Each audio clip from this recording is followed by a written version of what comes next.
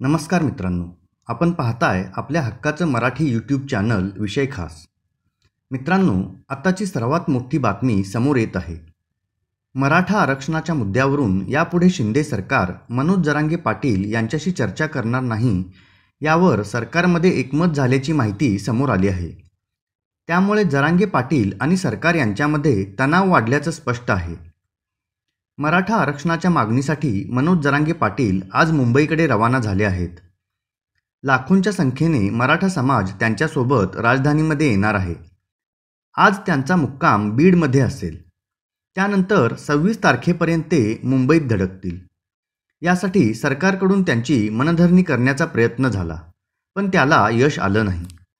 मित्रांनो, बच्चू कडू यांच्या नेतृत्वातील सरकारचे शिष्टमंडळ जरांगे पाटील यांना भेटले होते. मात्र यात तोडगा निघू शकलेला नाही.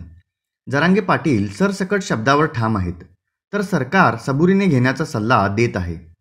2 वेळा अल्टिमेटम देऊनही मागणी पूर्ण होत नसल्याने जरांगे नाराज आहेत.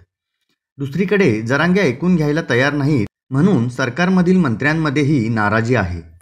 मित्रांनो, शिंदे सरकार आणि जरांगे पाटील यांच्यामध्ये चर्चा सुरू असताना जरांगे पाटील हे आंदोलनावर ठाम असल्याने सरकारमधील मंत्री नाराज असल्याचे सांगितले जाते.